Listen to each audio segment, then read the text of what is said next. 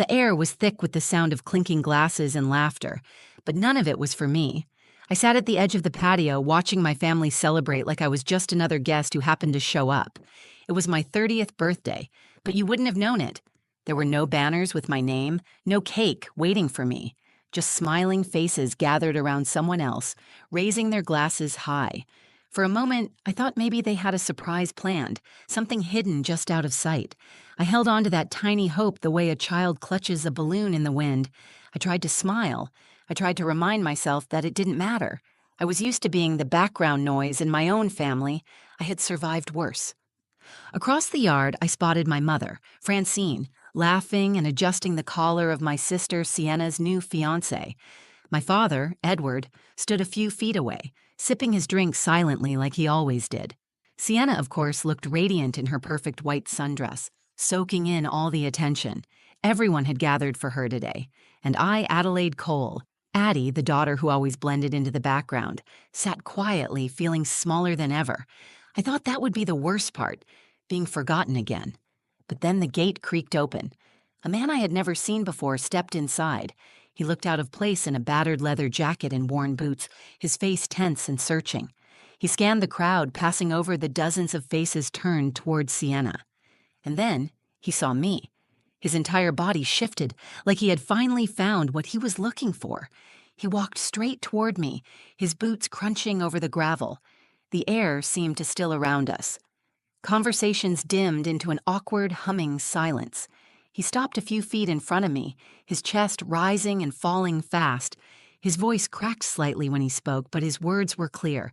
"You don't know me yet," he said, locking eyes with mine, "but I'm your real brother." For a moment, the world felt suspended in midair. Then, like someone had dropped a match into a dry forest, the entire party exploded into shouts, gasps, and confusion. And for the first time all day, every single person was looking at me. I woke up that morning with a strange kind of hope buzzing under my skin. It was my 30th birthday, a milestone that felt heavy with meaning even if no one else seemed to notice. I told myself it would be different this year. Maybe they had something planned, something small but thoughtful. Maybe this time they would really see me. The house smelled like fresh-cut grass and lemon polish when I came downstairs. The backyard was already transformed. Strings of pastel lights zigzagged overhead. Tables were set with floral centerpieces and gold-rimmed glasses. A 3-tiered cake sat on a long table, frosted in perfect white, though my name was nowhere on it. It was the kind of party people posted about, the kind you looked at and thought, what a beautiful family. Francine, my mother, was in the middle of it all, arranging plates with the kind of manic energy she always brought to anything involving appearances. She wore a pale yellow dress, her hair pinned neatly back, a strand of pearls around her neck. She barely glanced at me when I walked outside. "Oh, Addie, good, you're here," she said, not pausing in her work. "Help me light the candles before people start arriving." No happy birthday, no hug, just another task on her list. I moved mechanically, setting up the candles, trying not to let the familiar ache settle too deep. My father, Edward, was sitting at the patio table with his newspaper and a cup of coffee, removed from the flurry as usual. He gave me a small nod, the kind of gesture you might give a neighbor, not your daughter. By noon, the guests started trickling in. Family, friends, neighbors, people I barely knew. They hugged my mother, they shook my father's hand, they laughed and complimented the decorations. I stood to the side, smiling politely, waiting for someone to notice me. Then Sienna arrived. She floated in like a movie star, her white sundress catching the breeze, her newly manicured hand flashing a diamond ring so large it nearly blinded me. The crowd surged toward her instantly, gasping, cheering. My mother clapped her hands together, beaming with pride. "She said yes," Francine announced loudly, her voice carrying over the music. "Our Sienna is getting married." The backyard erupted in applause. I watched as people crowded around Sienna, offering congratulations, snapping pictures, laughing and crying. Plates of food were abandoned, drinks were spilled. The entire party shifted its orbit around her. I stood there, frozen, still holding a lighter in my hand. A wave of shame flushed up my spine. Maybe it had been naive to think today would be about me. Sienna had always been the sun, and I had always been the moon, visible only when she wasn't shining. It was just more obvious today under the pastel lights and perfect skies. I edged toward the dessert table, scanning for some small clue that someone had remembered. Maybe there was another cake hidden somewhere. Maybe there was a card with my name on it. But there was nothing. Only the white cake with a tiny sign stuck into the frosting that read, "Congratulations, Sienna and Blake." Cassie, my best friend since college, had called me earlier that morning. I should have listened to her. "They better go all out for you," she had said. "You deserve it." I had laughed then, brushing her off. Now, standing alone while my family celebrated without me, that laughter felt like a betrayal. I pulled out my phone and stared at Cassie's last text. "Happy 30th, Addie, I love you. Don't let them make you small today." I shoved the phone back into my pocket and blinked hard against the sting in my eyes. My mother floated past me, brushing imaginary dust off Sienna's shoulders. She didn't even notice me. I finally forced myself to walk over, weaving through the clusters of people. "Mom," I said quietly, touching her elbow. She turned, startled like she hadn't even seen me standing there. "What, Addie? Is something wrong?" I swallowed the knot in my throat.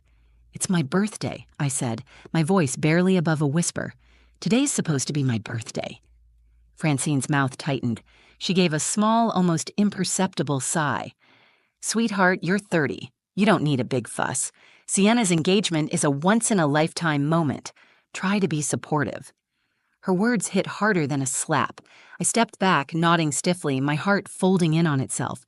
She didn't even realize how much she had hurt me. Or maybe she did and didn't care. I drifted back to the edge of the yard, clutching a plastic cup of watered-down lemonade.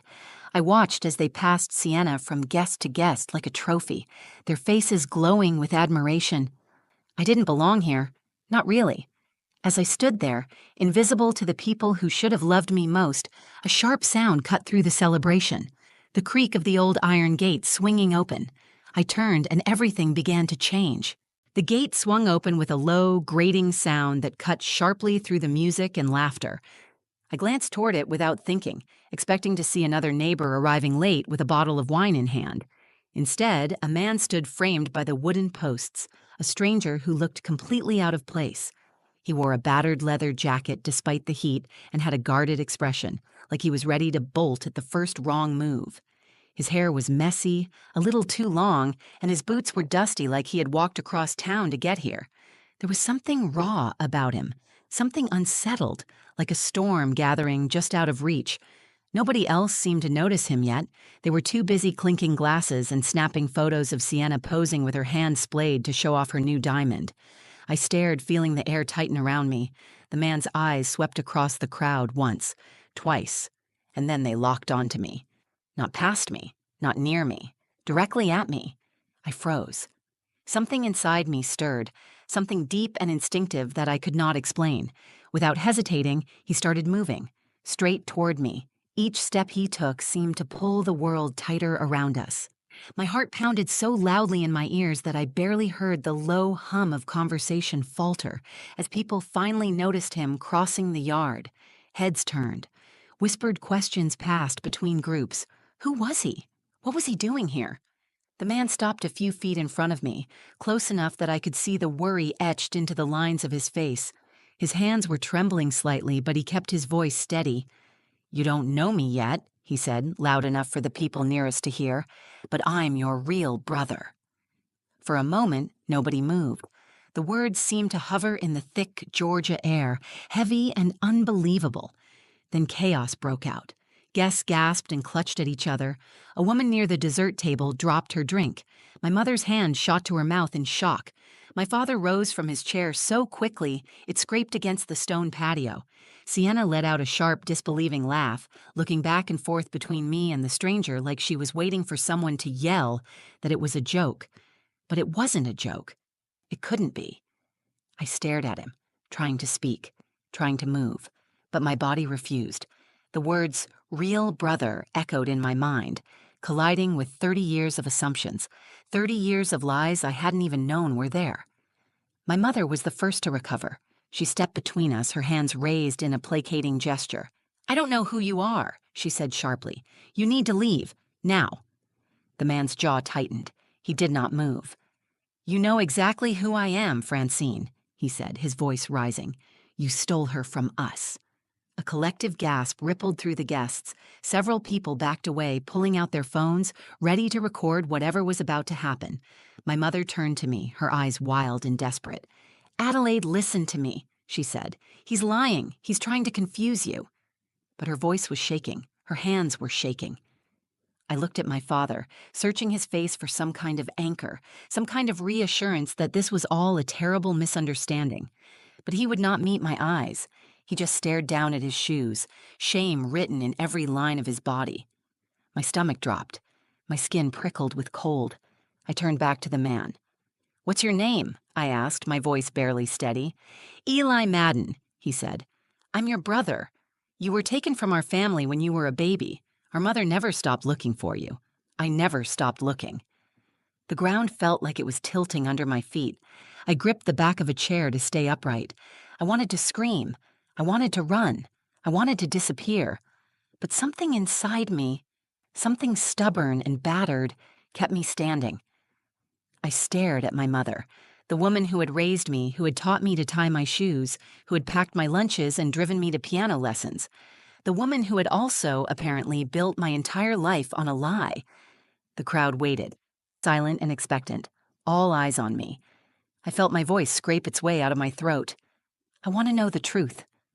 Francine's face crumpled for a brief second before she straightened her spine and lifted her chin, the mask of control snapping back into place. "There's no truth to find," she said tightly. "You are our daughter." But the words rang hollow. They fell into the heavy, accusing silence without finding purchase. Eli looked at me with a mixture of hope and heartbreak so raw that it cleaved something open inside my chest. I took a step toward him, and in that moment I made a decision that would change everything. The air around me felt sharp and thin as I took that first step toward Eli. I could feel the dozens of eyes following me, the whispered conversations swelling behind me like a rising tide. My family watched in stunned silence, frozen in place, unsure whether to pull me back or let me go. I stopped just in front of Eli. Up close, he looked even more real. His eyes, the same deep brown as mine, were red around the edges, like he had been carrying too many years of unshed tears. His hands twitched at his sides as if he wanted to reach for me but did not know if he was allowed. I opened my mouth, but the questions crowded too quickly to say just one. Instead, I asked the only thing that mattered. "How do you know?" Eli's voice was steady when he answered, but pain lived in every word. "We have the same birthmark," he said, "on our left shoulder blade, like a crescent moon. Our mom used to kiss it every night before bed and call us her moon twins. You were kidnapped from the park when you were 2. They said you drowned, but she never believed it. She searched for you until the day she died." I felt my knees weaken. I reached instinctively for the back of a nearby chair to steady myself. My mind raced through fragments of childhood memories. The strange scar I had always wondered about but was told was a surgery mark. The way my mother flinched when anyone mentioned adoption stories. The family photos that only started after I was around 3 years old. I heard my mother behind me, her voice tight and commanding. "Adelaide, this is ridiculous. That is a coincidence. This man is trying to manipulate you. Do not let him confuse you." I turned slowly to face her. Her arms were crossed tightly over her chest. Her face was pale, but her eyes still blazed with authority. She expected me to obey her. She expected me to fall in line, like I always had. For most of my life, I would have. But not today. Not after standing invisible at my own birthday party. Not after seeing the desperation and hope in Eli's face. Not after feeling the weight of every tiny moment that had never quite made sense. I let go of the chair and stood upright, my voice stronger than I thought possible. "I want to see it," I said. Francine's mouth opened, ready to protest, but I raised my hand to stop her. "I need to see it for myself." Eli nodded without hesitation. He shrugged off his jacket and pulled the collar of his t-shirt down. And there it was, a small, perfect, crescent-shaped birthmark on his shoulder blade, just like the one I had seen in the mirror my whole life. The world tilted. I pulled my own collar aside and heard the collective gasp from the guests as I revealed the identical mark on my back. Silence fell over the backyard. Even the birds seemed to stop singing. I turned slowly, scanning the faces of the people I had called family for 3 decades. My father looked away, guilt carving deep lines into his face. My mother stood rigid, her mouth tight, her hands trembling. Sienna stepped forward, her voice uncertain. "Addie, maybe there's an explanation. Maybe Mom and Dad had their reasons." Her words were meant to soothe, but they only stoked the fire rising in my chest. I met her eyes and saw for the first time that she did not understand. She had always been the one chosen, the one celebrated. She had never known what it felt like to be the afterthought, the second choice, the forgotten daughter. "There is no reason good enough for this," I said quietly. The words tasted like ash on my tongue, but they were true. I turned back to Eli. He stood there, still waiting, still offering a choice without forcing it. For the first time all day, someone was giving me the chance to decide who I was going to be. I nodded. "Let's go." Gasps rippled through the crowd. My mother called my name, a desperate plea, but I did not turn back. Eli offered me his jacket. I slipped it over my shoulders and followed him toward the gate. Every step I took felt lighter. The house, the party, the heavy expectations, all faded behind me. I did not know where the road ahead would lead, but for the first time in my life, it would be a road I chose for myself. As I stepped through the gate, I realized I had not lost a family today. I had found a piece of myself I never knew was missing, and I was not going to let anyone take it from me again. The gate slammed shut behind us, cutting off the sounds of the party like a door closing on an old life. Eli and I walked quickly down the driveway, my pulse racing so hard I could barely hear anything else. I clutched his jacket tighter around my shoulders, breathing in the unfamiliar scent of leather and something warm and real that made my throat tighten. He opened the passenger door of a battered blue pickup truck parked at the curb. I hesitated for a heartbeat, glancing back at the house where my entire life had just collapsed. People were spilling into the yard, staring after us, whispering, pointing. My mother stood frozen on the porch, her hands clenched at her sides, her face unreadable. My father remained seated at the patio table, head bowed as if the weight of his own silence had finally crushed him. I slid into the truck without another word. Eli climbed in beside me, his hands steady as he started the engine. We drove away slowly at first, then faster once we cleared the neighborhood. The farther we went, the easier it was to breathe. The sun dipped low in the sky, throwing long shadows across the road. For a while, neither of us spoke. I stared out the window, watching the houses blur past, each one a reminder of the life I had thought was mine. Finally, Eli broke the silence. "I'm sorry," he said quietly. "You deserved so much better than this." I turned to him, studying the sharp set of his jaw, the sadness etched into his features. There was no performance here, no manipulation, just a brother who had lost something and spent years clawing through the dark to find it again. "You were just a kid," I said. "You didn't have a choice." He gripped the steering wheel tighter. I never stopped looking. I promised her I wouldn't. "Her?" I asked. "Our mom, Leah Madden." The name hit me harder than I expected. Leah Madden, my real mother, a woman whose face I did not remember, but whose love had apparently stretched across decades and distance to find me. Eli reached into his jacket pocket and pulled out a worn photograph, folded carefully into a square. He handed it to me without speaking. I unfolded it slowly. The picture showed a young woman with dark curly hair and kind eyes, holding a chubby toddler who looked so much like me that my chest ached. There was no mistaking it. The little girl's birthmark was visible on her bare shoulder, clear as day. Tears blurred my vision. I brushed them away roughly. "She never gave up," Eli said, his voice thick. "She hired private investigators. She put up flyers even when people told her it was hopeless. She moved towns just to chase down the smallest tips. Every birthday she would bake a cake for you and light a candle. She said if you could feel her love from wherever you were, maybe it would bring you home." I pressed the photograph to my heart, feeling the weight of every missed birthday, every empty chair at a dinner table I never knew was waiting for me. "She died 2 years ago," Eli said, "but I kept looking. I couldn't stop. I had to find you for both of us."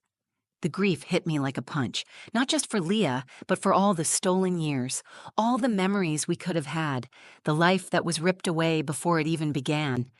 "I wish I could have met her," I whispered. "You will," Eli said. "I have her journals, letters she wrote to you. She knew she would find you. She just ran out of time." I closed my eyes, letting the warmth of those words settle over the raw places inside me. The truck pulled off onto a small overlook that faced a wide field stretching out toward the horizon. Wildflowers dotted the grass. The sun hovered just above the hills, setting the sky on fire with orange and gold. Eli cut the engine and we sat in the stillness. "You are not alone anymore, Addie," he said. "You never were." The truth of it wrapped around me like a shield. I had spent 30 years believing that love was conditional, that attention had to be earned, that being seen was a privilege given to the lucky few. And yet here was proof that love could be unconditional, fierce, relentless, that I had been wanted all along, even when I had not known it. I leaned back against the worn seat, the photo still pressed to my chest, and allowed myself to believe that maybe, for the first time, I was exactly where I was meant to be, not invisible, not forgotten, found. The sun dipped lower, painting the sky in deeper shades of gold and crimson. Eli and I sat on the hood of his truck, legs swinging over the edge, quiet comfort settling between us. I traced the edges of the photograph with my fingertips, memorizing every curve of my mother's face, every shadow of the little girl I had once been. For a long time, neither of us spoke. The silence was not heavy. It was steady, like a heartbeat.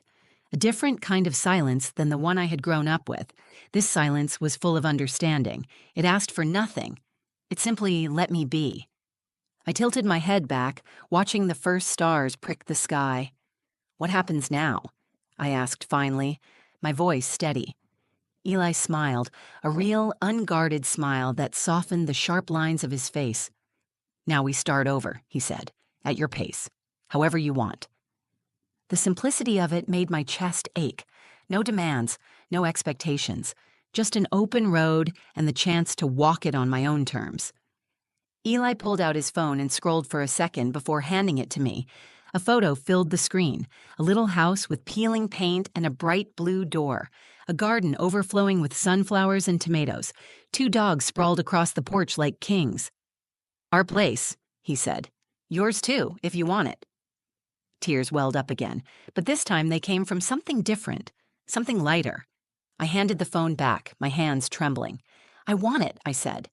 For 30 years, I had lived like a guest in my own life, waiting for scraps of approval that never came. I had twisted myself into someone smaller, quieter, easier to ignore.